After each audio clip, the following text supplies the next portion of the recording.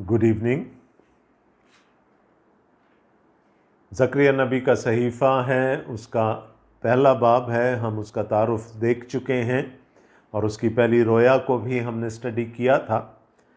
आज हम 7वीं आयत से, पहले बाब की 7वीं आयत से लेकर 17वीं आयत तक पढ़ेंगे। The prophecy of Zakaria chapter 1 verse 7 till 17। खुदावंद के कलाम में लिखा है, दारा के दूसरे बरस और 11वें महीने यानी माह सबात की 24वीं तारीख को खुदावंद का कलाम ज़करिया नबी बिन बरकिया बिन अदू पर नाजिल हुआ कि मैंने रात को रोया में देखा कि एक शख्स सुरंग घोड़े पर सवार मेहंदी के दरख्तों के दरमियान नशीब में खड़ा था और उसके पीछे सरुंग और कुमीत और नुकरा घोड़े थे। तब मैंने कहा, ऐ मेरे आका, ये क्या हैं? इस पर फरिश्ता ने जो मुझसे गुफ्तगू करता था कहा, मैं तुझे दिखाऊंगा कि ये क्या हैं। और जो शख्स मेहंदी के दरख्तों के दरमियान खड़ा था कहने लगा, ये वो हैं जिनको खुदावंद ने भेजा है कि सारी दुनिया में सैर करें।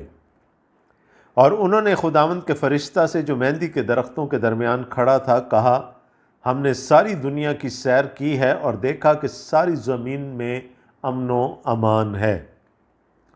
फिर खुदावंद के फरिश्ता ने कहा, ऐ रब्बुल अफ़ाज, तू यरूशलेम और यहूदा के शहरों पर जिनसे तू 70 बरस से नाराज़ है, कब तक रहम ना करेगा? और खुदावंद ने उस फरिश्ता को जो मुझसे गुफ्तगू करता था मुलायम और तसल्ली बख्श जवाब दिया।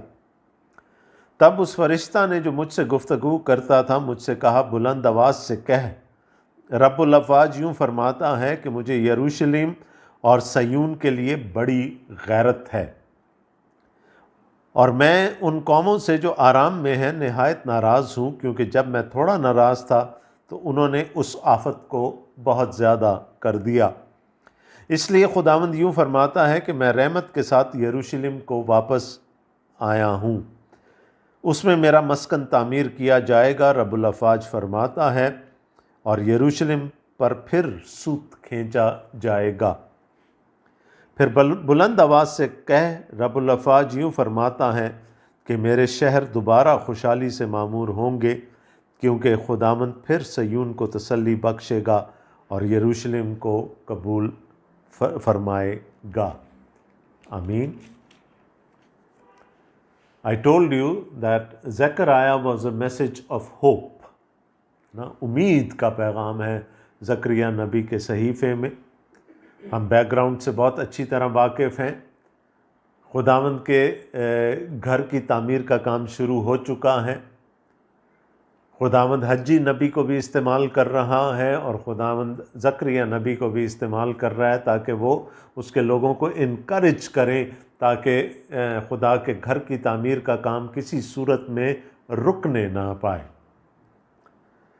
और खुदावंद रात में एक रोया में खुदावंद हम कलाम हुआ ज़करिया के साथ, और आज हम उस रोया का हाल पढ़ने जा रहे हैं। जो पिछला हिस्सा था, जो पहला हिस्सा था, उसमें बात ये हुई थी कि तुम मेरी तरफ रुजू हो तो मैं तुम्हारी तरफ रुजू हूँगा।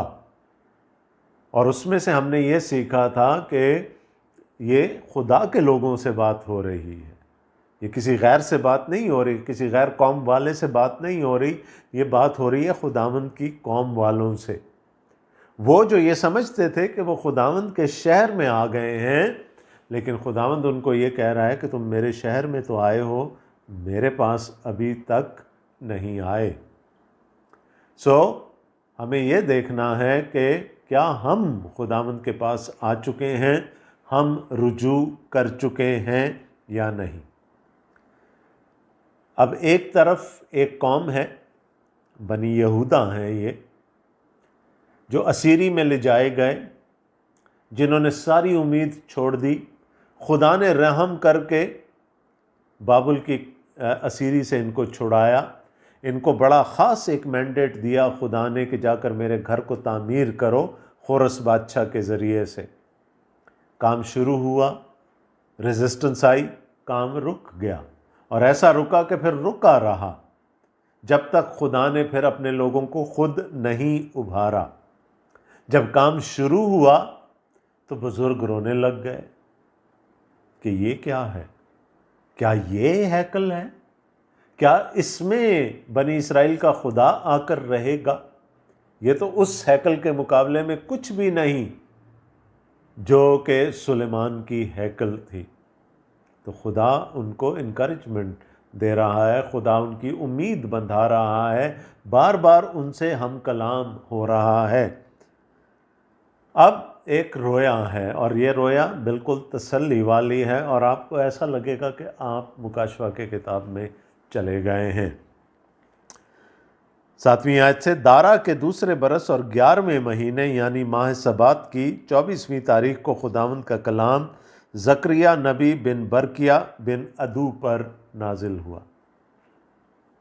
دارا کا نام بار بار آ رہا ہے، ڈیریس the second۔ دارا دوم کا نام آ رہا ہے کیونکہ اس کی حکومت ہے، اس کے بارے میں ہم جان چکے ہیں کہ وہ کون تھا۔ اب یہاں تک آتے آتے حجی نبی کے جو نبوتیں ہیں وہ ختم ہو چکی ہیں۔ آپ کو یاد ہوگا کہ وہ تو بہت تھوڑا سا ٹائم تھا جس میں حجی نبی کے وسیلے سے خدا نے نبوت کی، اور حجی بزرگ تھے، جبکہ زکریا کے بارے میں کہا جاتا ہے کہ وہ ایک جوان نبی تھا، اور وہ اس کے کافی عرصے کے بعد تک جیتا رہا۔ اور یہاں پر اس کا شجرہ بھی بیان کیا گیا، اور بڑی خوبصورت بات ہے، بار بار بتایا جا رہا ہے وہ کون ہے۔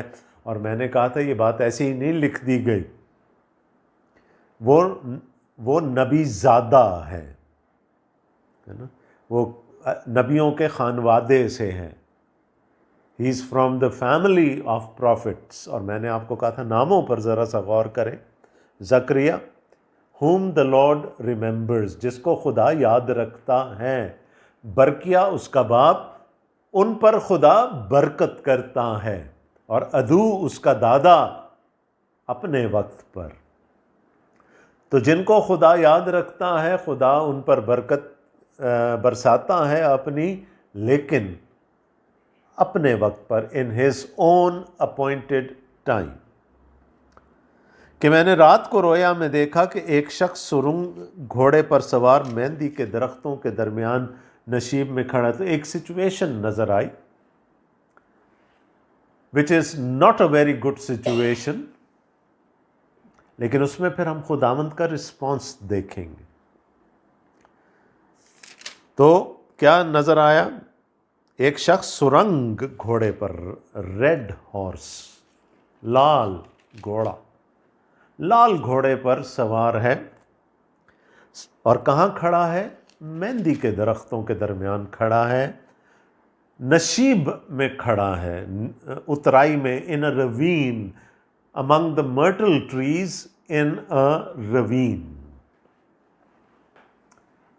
مہندی کا درخت ایک سدا بہار درخت ہے، سارا سال ہرا بھرا رہتا ہے۔ اس کے پھول، اس کے پتے خوشبو کے لیے، رنگ کے لیے استعمال ہوتے ہیں، ہم سب جانتے ہیں مہندی کے بارے میں۔ لیکن مہندی کی اس کے علاوہ اور کوئی افادیت نہیں ہے۔ ہاں، جب جھونپڑیوں کی عید مناتے تھے، عید خیام مناتے تھے بنی اسرائیل، تو نہمیہ کی کتاب میں ہم پڑھتے ہیں کہ وہ اس سے اپنے لیے خیمے اور اپنے لیے جھونپڑیاں بنایا کرتے تھے مہندی کے درخت کی شاخوں سے۔ لیکن مہندی کے درخت کو کوئی بہت زیادہ امپورٹنس حاصل نہیں ہے۔ اور پھر یہ کہاں ہیں یہ مہندی کے درخت؟ یہ نشیب میں ہیں، دے آر ان اے ریوین۔ اور اس کے پیچھے سرنگ اور کمیت اور نکرا گھوڑے تھے۔ اب بہت سارے رنگ ہمیں یہاں پر بتا دیے گئے، اور ترجمہ کرنے والوں نے یہ دھیان نہیں رکھا کہ شاید پتہ نہیں ہمیں یہ لفظ سمجھ میں آئیں گے یا نہیں آئیں گے۔ بٹ وہاں پر ایک سرخ گھوڑا ہے، ایک لال گھوڑا ہے جو کہ تباہی کی اور جنگ کی علامت ہوتا ہے، اور ایک سفید گھوڑا ہے۔ سفید گھوڑا امن کی علامت ہوتا ہے، اور پھر اس کے بیچ کے جو رنگ ہیں، سفید اور لال کے بیچ کے جو رنگ ہیں، اس میں اورنج بھی ہو سکتا ہے، یلو بھی ہو سکتا ہے، شیڈز آف براؤن بھی ہو سکتے ہیں۔ اس قسم کے بہت سارے گھوڑے ہیں جن پر وہ سوار ہیں، وہ بہت سارے لوگ، لیکن ان میں سے ایک سوار ہے جو لال گھوڑے پر بیٹھا ہے، بٹ ہی از پرومیننٹ، وہ سب سے آگے ہے۔ اور یہ سب کہاں ہیں اس وقت؟ یہ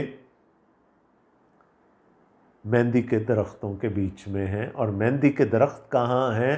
وہ ایک کھائی میں ہیں، وہ ایک نشیب میں ہیں، نیچے کی طرف ہیں۔ تب میں نے کہا اے میرے آقا یہ کیا ہیں؟ اس پر فرشتہ نے جو مجھ سے گفتگو کرتا تھا کہا میں تجھے دکھاؤں گا کہ یہ کیا ہیں۔ اور جو شخص مہندی کے درختوں کے درمیان کھڑا تھا کہنے لگا یہ وہ ہیں جن کو خداوند نے بھیجا ہے کہ ساری دنیا میں سیر کریں۔ اور انہوں نے خداوند کے فرشتہ سے جو مہندی کے درختوں کے درمیان کھڑا تھا کہا ہم نے ساری دنیا کی سیر کی ہے اور دیکھا کہ ساری زمین میں امن و امان۔ سو ایک سردار ہے، ایک بڑا ہے، ایک خاص فرشتہ ہے، مقرب فرشتہ ہے، اور باقی سارے جو دوسرے ثانوی فرشتے ہیں۔ تو کیا ہے کہ پوچھا گیا کہ یہ کیا ہے، نبی نے پوچھا کہ یہ کیا ہے، تو جو شخص وہاں کھڑا تھا جو سب سے آگے تھا اس نے کہا کہ یہ خدا کے فرشتے ہیں، ان کو بھیجا گیا ساری دنیا کی سیر کریں اور یہ خبر لے کر آئے ہیں کہ there is peace, there is tranquility, there is serenity all over۔ امن ہے، امان ہے ہر طرف، یعنی دنیا کی باقی سب قوموں میں امن اور امان ہے۔ اب آپ مجھے یہ بتائیں یہ اچھی خبر ہے یا بری خبر ہے؟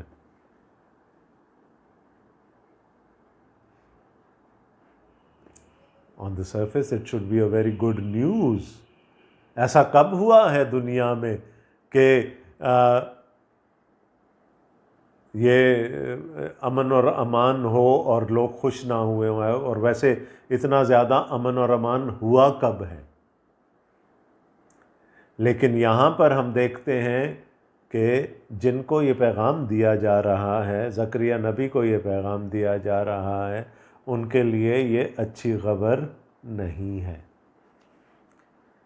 کیونکہ یہ وہ قوم ہے جو ابھی اسیری سے نکل کر آئی ہے، یہ وہ قوم ہے جس کے دشمن ابھی بھی اس کے پھاٹکوں پر کھڑے ہیں، جو کہ اس کو ہر طرح سے ڈسکریج کر رہے ہیں۔ تو ایسے میں کیا دل سے کیا دعا نکلتی ہوگی کہ اے خداوند ان کو تباہ کر، ان کو برباد کر، ہے نا؟ پرانا عہد نامہ ہے، نالہ کرتے ہوں گے، آہ کرتے ہوں گے، فریاد کرتے ہوں گے ان کی تباہی کے لیے،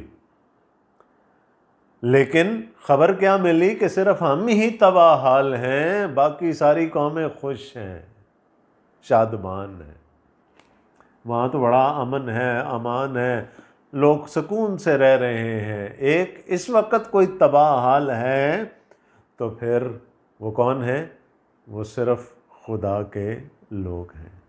یہ جو مہندی کے درخت ہیں یہ بنی اسرائیل کی علامت ہیں یہاں پر، کیونکہ ایک تو مہندی کی ویسے جنرلی سپیکنگ اس کی لکڑی کی کوئی بہت زیادہ ویلیو نہیں ہوتی، اور دوسرا یہ نشیب میں ہے، یہ ایک کھائی میں ہے، ایک روین میں ہے، جس کا مطلب کیا ہے کہ اس وقت یہ مصیبت میں ہے۔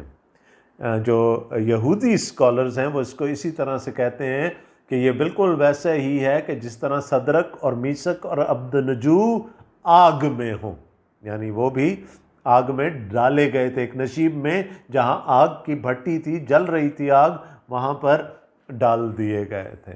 So these people are these trees, the myrtle trees here in a ravine are a symbol of the Israelites who are being downtrodden at the moment۔ تو کیا کہا جا رہا ہے یہاں پر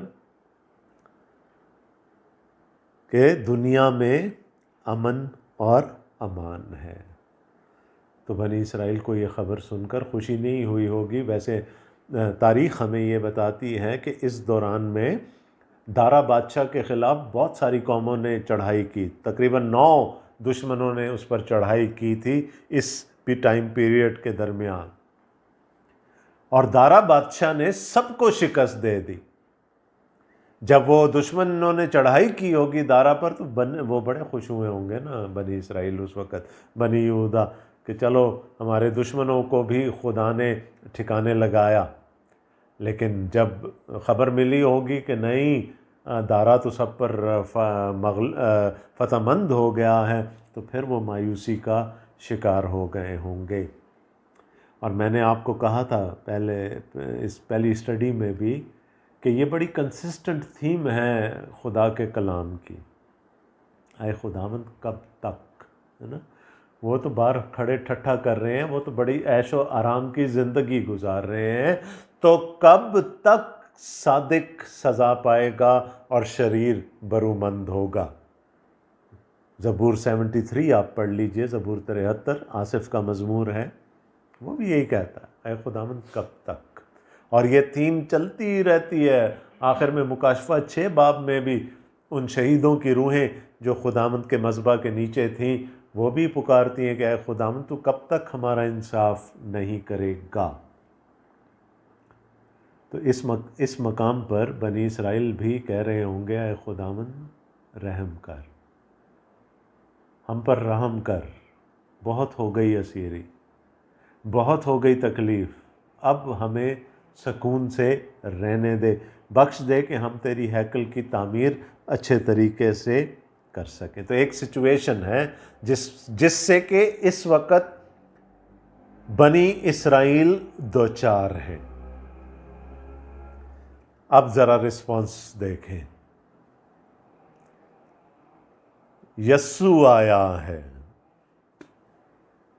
Jesus is there in his pre-incarnate being۔ اور یسوع 3 کام کر رہا ہے، وہ ان کو اپنی حضوری بخش رہا ہے، وہ ان کے لیے شفاعت کر رہا ہے، اور تیسرا ان سے وعدہ کر رہا ہے۔ In such times when we are downtrodden، اور جہاں ہم یہ سوچتے ہیں کہ بس اب ختم ہو گیا ہمارے لیے سب کچھ، تو خداوند خود آ کر پھر اپنی پریزنس سے، اپنی انٹرسیشن سے، پریئر سے، اور پھر تیسری بات کیا ہے کہ اپنے پرومسز سے ہمیں اپنے لوگوں کو بحال کرتا ہے۔ میں نے کیوں کہا کہ یہ یسوع ہے؟ ایک فرشتہ ہے جو سب سے آگے ہے، ایک فرشتہ ہے جو سب فرشتوں کا سردار نظر آ رہا ہے، اور وہ بات چیت بھی کر رہا ہے۔ اور جہاں کہیں the angel of the lord کہا گیا پرانے عہد نامہ میں، not an angel of the lord but the angel of the lord, تو یہ اشارہ خداوند یسوع مسیح کی طرف ہے۔ یاد ہے گرمی کی ایک دوپہر میں ابرام اپنے خیمے کے دروازے پر بیٹھا ہوا سستا رہا تھا کہ اس نے 3 شخصیات کو آتے ہوئے دیکھا اپنے ادھر، اور اس نے بڑھ کر ان کو سجدہ کیا۔ وہ یسوع تھا جو ابراہم کے پاس، ابراہم جس کے بارے میں پھر یوحنا ہمیں کہتا ہے کہ تمہارا باپ ابراہم اس کا دن دیکھنے کا متمنی تھا، اور اس نے دیکھا، ہے نا؟ یسوع ابراہم کو نظر آیا تھا، ابراہم کو نظر آیا تھا، دی اینجل آف دا لارڈ۔ تو یہاں پر بھی جو بات کی جا رہی ہے 11ویں آیت میں، خداوند کا مقرب فرشتہ، خداوند کا ایک فرشتہ، دی اینجل آف دا لارڈ۔ میں نے آپ کو کہا تھا مکاشفہ کی کتاب آپ کو یاد آ جائے گی، پہلے باب میں جب یوحنا نے مڑ کر دیکھا تھا تو یسوع کہاں نظر آیا تھا؟ 7 چراغدانوں کے بیچ میں، اپنی کلیسیا کے بیچ میں۔ یہاں یسوع کہاں ہے؟ پرانے عہد کی کلیسیا کے بیچ میں۔ کیونکہ وہ مہندی کے درخت میں نے آپ کو کہا کہ وہ بنی اسرائیل کی، بنی یہودا کی علامت تھے، اور وہ اس وقت کہاں ہیں؟ گھاٹی میں ہیں، وہ کھائی میں ہیں، روین میں ہیں، وہ پسماندہ ہیں اس وقت، لیکن یسوع ان کے بیچ میں کھڑا ہے۔ اور کیا کرتا ہے؟ اس نے اپنی حضوری سے ان کو برکت دی۔ تو 11ویں آیت دیکھیں اگر آپ، اور انہوں نے خداوند کے فرشتہ سے جو مہندی کے درختوں کے درمیان کھڑا تھا کہا، ہم نے ساری دنیا کی سیر کی ہے۔ تو خدا نے چھوڑا نہیں ہے بنی یہودا کو یا بنی اسرائیل کو، خدا ان کے ساتھ ہے۔ میسج کیا ہے؟ ایمانویل، خدا ہمارے ساتھ۔ اور وہاں پر یسوع اپنی پری انکارنیٹ بینگ میں، اپنے تجسم سے پہلے والے وجود میں وہاں پر ان کے درمیان کھڑا ہوا دکھائی دیتا ہے۔ He is Umang his people. اور اس سے پہلے کہ زکریہ کے منہ سے کوئی دعا نکلے اور وہ پوچھے خدا سے کہ کب تک یہ ہوگا، کیا ہوا؟ 12ویں آیت دیکھیں، بڑے خوبصورت ہے 12ویں۔ پھر خداوند کے فرشتہ نے کہا، زکریہ نہیں پوچھ رہا، اب یسوع پوچھ رہا۔ کسے پوچھ رہا ہے؟ رب الافواج سے پوچھ رہا ہے، اے رب الافواج، تو یروشلم اور یہودا کے شہروں پر جن سے تو 70 برس سے ناراض ہے، کب تک رحم نہ کرے گا؟ یہ دعا کس کے دل میں ہوگی اس وقت؟ یا کس کے ذہن میں ہوں گے یہ الفاظ؟ یقیناً زکریا کے۔ دعا کر کس نے دی؟ یسوع نے۔ اور آج کیا کر رہا ہے یسوع؟ خدا سے یہی پوچھ رہا ہے نا کہ یہ میرا بندہ کیوں ابھی تک مصیبت میں ہے، کیوں تکلیف میں ہے، تو کب اس کی تکلیف کو ختم کرے گا؟ What a beautiful scripture, what a beautiful message۔ یسوع انٹرسیڈ کر رہا ہے، یسوع دعا کر رہا ہے کہ اے خداوند کب تک تو یہودا اور یروشلم پر رحم نہ کرے گا، اے رب الافواج۔ اور اب دیکھیں، ایک طرف انٹرسیشن کی ہے، اب دوسری طرف جواب دے رہا ہے۔ Now comes the promise۔ There is his presence, his petition, his prayer, and now his promise۔ 13ویں آیت سے، اور خداوند نے اس فرشتہ کو جو مجھ سے گفتگو کرتا تھا ملائم اور تسلی بخش جواب دیا۔ جواب آ گیا۔ تب اس فرشتہ نے جو مجھ سے گفتگو کرتا تھا مجھ سے کہا، بلند آواز سے کہہ، رب الافواج یوں فرماتا ہے کہ مجھے یروشلم اور صیون کے لیے بڑی غیرت ہے۔ انگریزی کے اکثر ٹرانسلیشنز میں لفظ استعمال ہوا جیلس، جو کہ زیادہ قریب ہے جو عبرانی کا لفظ ہے اس کے۔ مجھے غیرت ہے، کس کے لیے ہے؟ یروشلم کے لیے اور صیون کے لیے۔ تو خدا کہتا ہے مجھے غیرت ہے، تو پھر میں چھوڑوں گا تو نہیں نا۔ I will not forsake Jerusalem. I would not forsake Zion because I am jealous for it۔ اور jealous کس سے ہوتا ہے انسان؟ اس چیز سے جو اس کے بہت قریب ہوتی ہے، اس کے لیے jealous ہوتا ہے نا، کہ اگر اس پر کسی اور نے قبضہ کر لیا ہو یا وہ کسی دوسرے کے قریب چلا گیا ہو تو اس وقت jealousy کی فیلنگز آتی ہیں، اس وقت حسد کی فیلنگ دل میں بڑھتی ہیں۔ تو خدا کہتا ہے مجھے ہے، غیرت ہے، مجھے یاد نہ دلاؤ۔ کیا تھا پیغام؟ کیا ہے؟ زکریا نبی کی کتاب کا پیغام کیا ہے؟ خداوند جن کو یاد رکھتا ہے ان کو برکت دیتا ہے، لیکن اپنے وقت پر۔ کہتا غیرت ہے۔ پیدائش 15 باب میں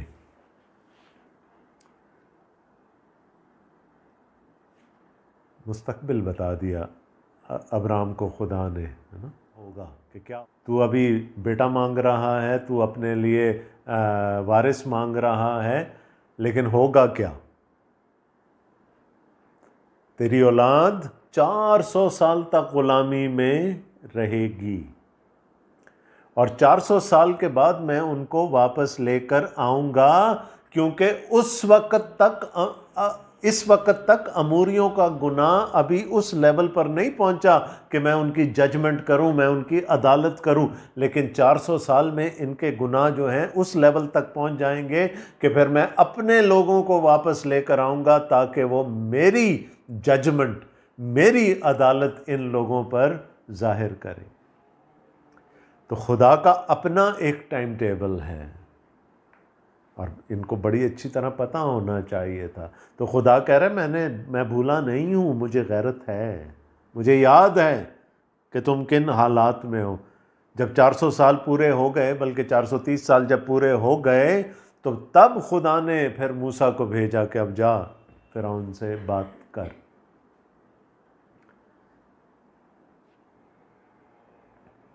اور کیا کہہ رہا ہے خدا؟ مجھے صیون کے لیے، یروشلم کے لیے تو غیرت ہے، اپنے لوگوں کے لیے تو غیرت ہے، اور میں ان قوموں سے جو آرام میں ہیں، میں نے کہا تھا نا، یہ ٹھک کر کے زکریا کے دل میں لگی ہوگی یہ بات، ہم کن حالات میں ہیں اور دوسرے امن امان میں رہ رہے ہیں۔ اے خداوند تو کب تک ہمارا انصاف نہ کرے گا؟ اب خداوند کیا کہہ رہا ہے؟ وہ جو آرام میں ہیں میں ان سے سخت ناراض ہوں، ان کے آرام کو نہ دیکھو، میں ان سے سخت ناراض ہوں۔ اور کیوں ناراض ہوں؟ میں تھوڑا ناراض تھا، اب کیا ہوں؟ نہایت ناراض ہوں۔ پہلے میں تھوڑا ناراض تھا۔ کس سے تھوڑا ناراض تھا؟ بنی یہودا سے، اپنے لوگوں سے میں تھوڑا ناراض تھا، اور میں نے ان کو ابھارا کہ وہ آئیں اور تمہیں سزا دیں، لیکن انہوں نے اپنے مینڈیٹ سے زیادہ کر دیا، یعنی تمہیں اور ضرورت سے زیادہ سزا دے دی، تمہیں ضرورت سے زیادہ رگیت دیا، تم پر ضرورت سے زیادہ ظلم کر دیا۔ اتنا نہیں میں چاہتا تھا کہ تم پر ہو۔ تو وہ آئے، میں تم سے تھوڑا ناراض تھا، انہوں نے آ کر تو بالکل تختہ ہی الٹ دیا، سب کچھ ختم کر دیا تمہارے لیے۔ اب میں ان سے بہت ناراض ہوں، کیونکہ انہوں نے اس آفت کو بہت کر دیا، بہت زیادہ کر دیا۔ اس لیے خداوند یوں فرماتا ہے کہ میں رحمت کے ساتھ یروشلم کو واپس آیا ہوں، اس میں میرا مسکن تعمیر کیا جائے گا، رب الافواج فرماتا ہے، اور یروشلم پر پھر سوت کھینچا جائے گا۔ اب میں آ گیا ہوں واپس، ہے نا، میرا گھر تعمیر ہونا شروع ہو گیا ہے۔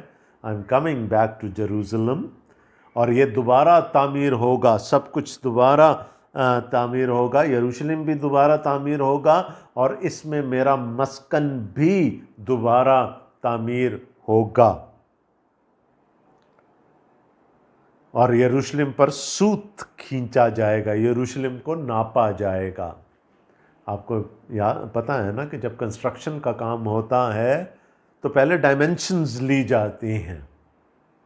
تو سوت کھینچنے کا مطلب کیا ہے؟ کہ فیتے سے ناپا جائے گا، اور ہر کنسٹرکشن جو ہے وہ ناپنے سے شروع ہوتی ہے۔ You need to have the dimensions before you can start building اور ری بلڈنگ۔ تو اس نے کہا کہ اب سوت کھینچا جائے گا، میرا شہر دوبارہ تعمیر ہوگا، میرا مسکن دوبارہ تعمیر ہوگا۔ یہ وعدہ ہے خدا کا۔ پھر بلند آواز سے کہہ، رب الافواج یوں فرماتا ہے کہ میرے شہر دوبارہ خوشحالی سے معمور ہوں گے، کیونکہ خداوند پھر صیون کو تسلی بخشے گا اور یروشلم کو قبول فرمائے گا۔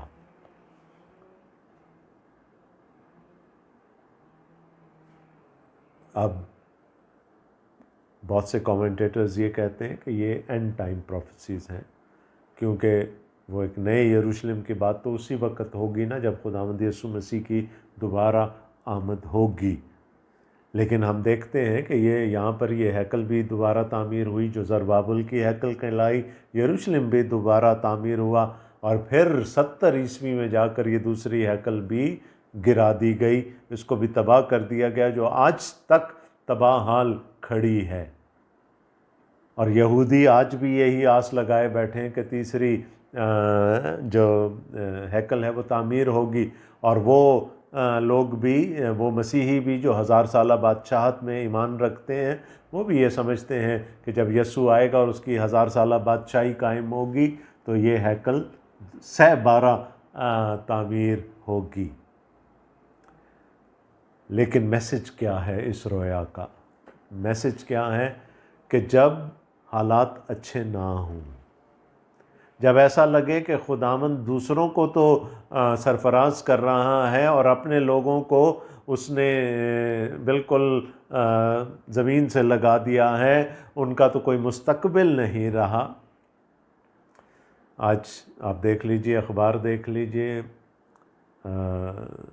فیس بک پہ دیکھ لیجئے، احتجاج ہو رہے ہیں۔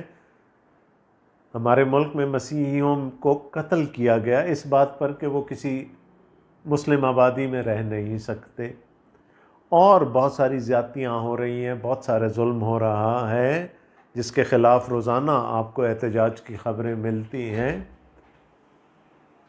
تو یہ پیغام آج میرے اور آپ کے لیے اور پاکستان کی کلیسیا کے لیے بھی ہے۔ خداوند یہ کیا کہنا چاہ رہا ہے آج ہم سے کہ میں تمہارے درمیان ہوں، میری حضوری تمہارے درمیان ہے، میں نے تمہیں چھوڑا نہیں ہے، مجھے تمہاری غیرت ہے۔ اسے نہ گھبراؤ کہ وہ آج امن امان میں ہیں اور آپ پر ظلم ہو رہا ہے، کیونکہ جب پھر میں فیصلہ کروں گا، جب میں انصاف کروں گا تو پھر میں ان کو سزا دوں گا اور میرے لوگ سرفراز کیے جائیں گے۔ تو جہاں پر ایسی صورت ہوتی ہے تو پھر خداوند یسوع مسیح خود آ کر اپنے لوگوں کو اپنی حضوری دیتا ہے، اپنی شفاعت سے ان کا حوصلہ بڑھاتا ہے اور ان کے ساتھ وعدے کرتا ہے۔ Whenever the people of God are downtrodden, Christ comes to uplift them through His presence, His prayer and His promises۔ آج میرے اور آپ کے لیے بھی خداوند کو اتنی ہی غیرت ہے جتنی اس کو یروشلم کے لیے اور صیون کے لیے ہے۔ So don't be discouraged. Don't be discouraged. حالات کیسے بھی ہو جائیں، لوگ قتل کیوں نہ کیے جائیں، ہماری املاک جلا کیوں نہ ڈالی جائے، خداوند کا پیغام میرے اور آپ کے لیے یہی ہے۔ خداوند آپ سب کو بڑی برکت دے۔ آمین۔